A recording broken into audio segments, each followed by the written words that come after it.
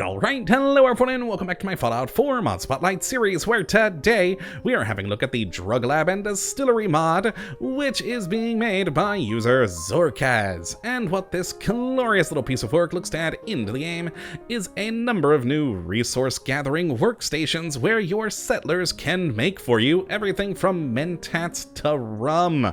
And that is a wonderful thing. I gotta admit, I really like the idea of setting up shop in a small settlement somewhere out in the woods making moonshine and vodka. It just entertains me.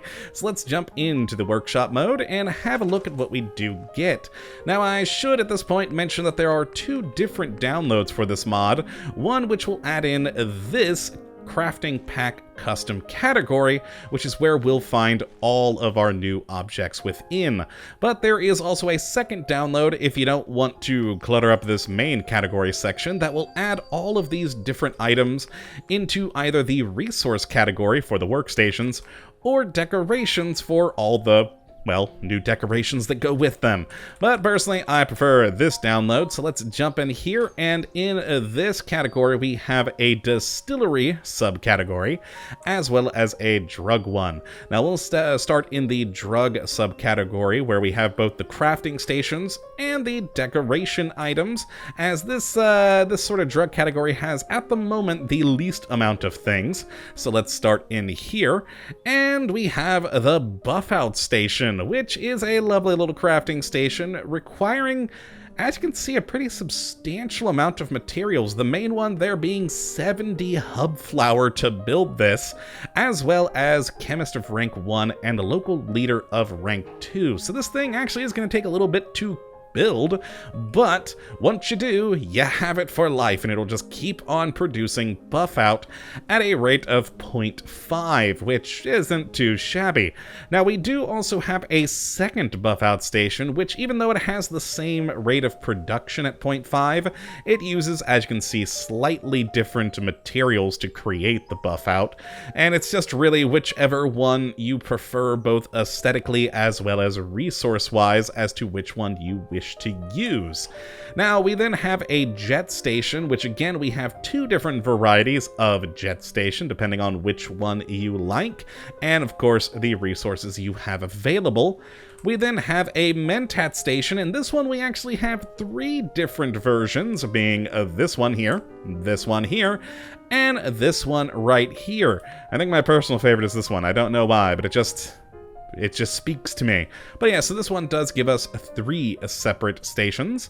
And then finally we have the psycho producing stations, and once more, like with the mentats, we have three different versions, with this one, and this one. Each one having different requirements for build materials, but again, like with all the rest, producing 0.5 resources, and do require an actual settler to use them, much like any other material station like the scavenging station, or actually, since it does produce 0.5 food, technically, you know, like a crop, it works very similarly to that.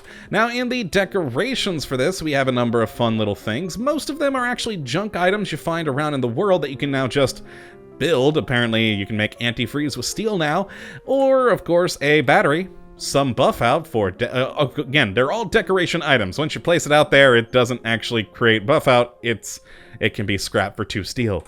And then we have a chemical shower, another chemical shower, a drug sign, an enamel bucket, a gas canister, glass bottle, which is really hard to see, but it's a tiny little glass bottle, some mentats for decoration purposes, a metal bucket, oxygen tanks, and finally a stim pack for you to place around.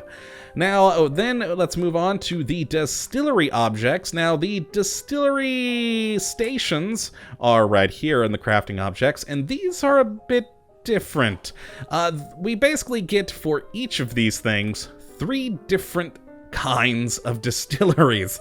We have here, first starting out, the bourbon distillery, again using rank 1 in science and rank 2 in local leader, as well as a pretty hefty amount of resources, this one using quite a lot of razor grain and corn, and producing 1 water and 1 food, and again requiring a person to operate it. But what's interesting about the distilleries that we have is, well, they're all just 3 different things that are exactly the same. We either have the large size, the small size, this is the small size, and the medium size. And those are your 3 different types. So we have a bourbon in big, small, and medium. And then with the Dirty Wastelander Distillery, which is the moonshine one, we have it in, again, large, medium, and small. And then rum, same deal with those 3 exact things. And then finally, we have the tar wine in those same different things. And finally, vodka in those same 3 things. I don't know why they chose to go that route where they have all these wonderful stations for all the rest, but personally, my favorite one is this one, because it actually looks like a fermentation tank that you would see in a distillery or brewery or what have you. So I prefer this one, frankly. But if, hey, you want the more industrial setting, you can go with that or that. And as for the decoration, we have a barrel, a beverage sign, an aluminum canister, oil canister, industrial oil canister, barrel, another barrel, yet another barrel, one more barrel, and another, and another, and then a dolly to move them with. That doesn't actually move. An enamel bucket, a flatbed cart, a liquor sign, another liquor sign, one more liquor sign, another metal bucket, and then a variety of different pipes for you to actually make a very nice industrial-looking place. I actually think these are my favorite of the decoration parts, just because it's a load of pipes that you can make look, or let me actually rephrase that, make your place look cool. There's a proper sentence. There we go, more pipes. And then we have a no smoking sign, a wooden barrel, a pallet, another pallet, and that is all for the decoration items.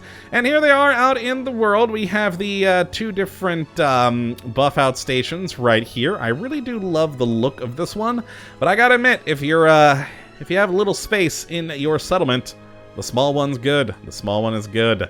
We then have the jet ones right here in the 2 different varieties, working very nicely. And again, I do like how they were put together. Very good look to them.